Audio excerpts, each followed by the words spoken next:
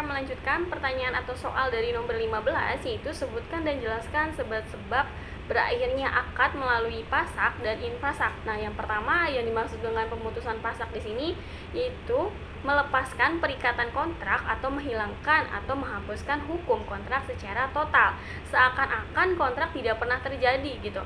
Nah, pasak itu terjadi karena hal-hal berikut. Yang pertama, akad yang tidak lazim. Yang kedua ada hiyar. Yang ketiga ada ikalah. Ikalah di sini adalah kesepakatan bersama antara dua belah pihak yang berakad untuk memutuskan akad yang telah disepakati tersebut. Nah, yang keempat ada uyub rido. Uyub rido ini atau bisa disebut dengan cacat rido gitu. Nah, akad juga bisa dipasak jika salah satu pihak tidak rido, seperti ketika terjadinya tadlis, goban, dan galat gitu.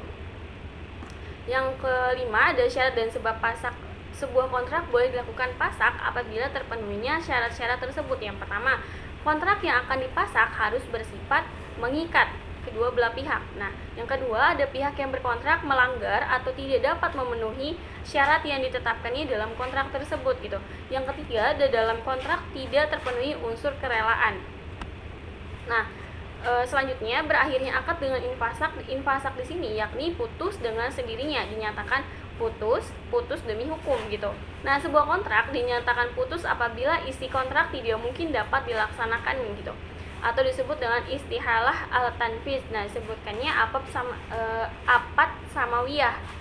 Dalam kontrak jual beli misalnya barang yang jual rusak di tangan penjual sebelum diserahkan kepada pembeli. Adapun sebab-sebab yang berakhirnya infasak di sini, yang pertama selesai masa kontraknya, yang kedua kontrak tidak mungkin dilanjutkan, yang ketiga ada pelaku akad meninggal, yang mana jika meninggal salah satu atau pihak-pihak akad tersebut, maka akad itu dengan sendirinya akan berakhir. Nah, contohnya seperti yang di sini ada kontrak sewa menyewa atau bisa disebut dengan izaroh. Menurut Hanafiyah, kontrak izaroh di sini berakhir disebabkan kematian gitu salah satu pihak, namun tidak berakhir menurut mazhab yang lain. Yang kedua ada contoh kontrak rohan atau kafalah. Kedua kontrak ini adalah bentuk kontrak yang hanya mengikat satu pihak, yaitu pihak kreditor, dain atau pemegang gadai tersebut gitu kan. Nah, selanjutnya ada akad yang fasid.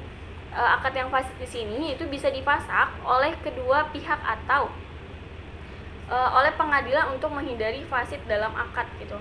Jika terjadi fasak dan aset masih ada, maka diberlakukan ketentuan seperti sebelum terjadinya akad tersebut. Jika terjadi infasak dan aset tidak ada, maka diberlakukan ketentuan khusus sesuai dengan akadnya tersebut.